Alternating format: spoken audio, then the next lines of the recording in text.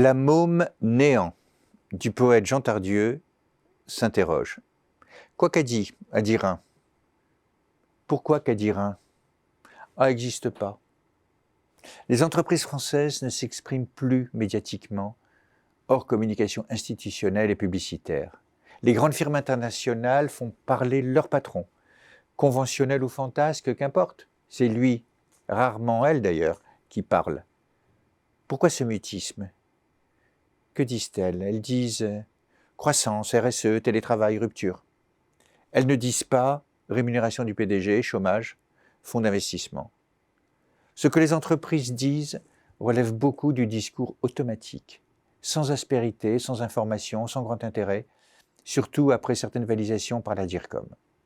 Se taire, en dehors de la révélation d'éléments stratégiques, c'est laisser d'autres en parler.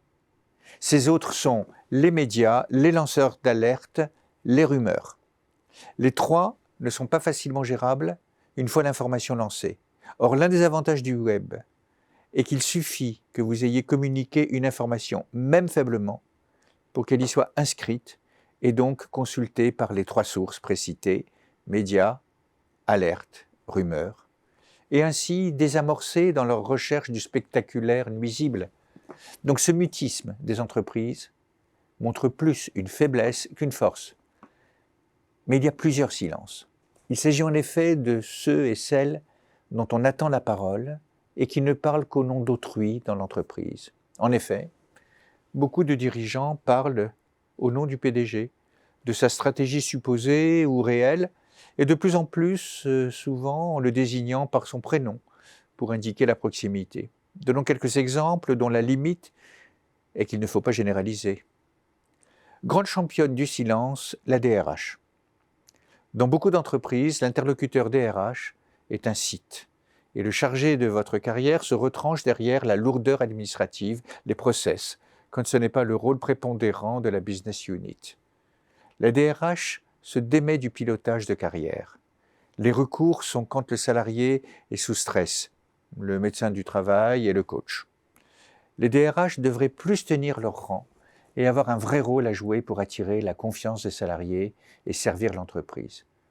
Les politiques de cloisonnement de la gestion des hauts potentiels font des dégâts ravageurs sur tout le personnel, y compris ces hauts potentiels.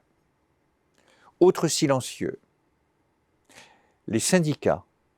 Ils sont devenus essentiellement réactifs et ont perdu beaucoup de leur proactivité. Ainsi, ils recrutent sur la frustration et moins sur la conviction.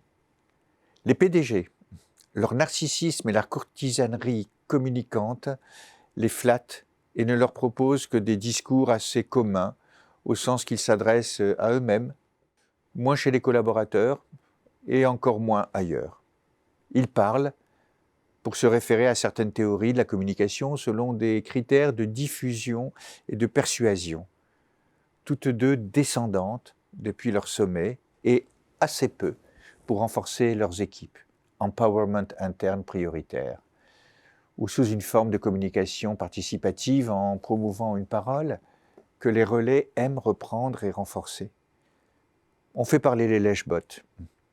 Le citoyen, lui, crie dans les rues. L'État et certains élus français, contrairement à l'Angleterre, ont décidé de nous apprendre à vivre et si l'entreprise, prenant en main sa parole autrement qu'en la polissant, selon des a priori dépassés, s'y mettait. Entreprise, parlez enfin. Ah, existe, dira alors la môme néant du poète.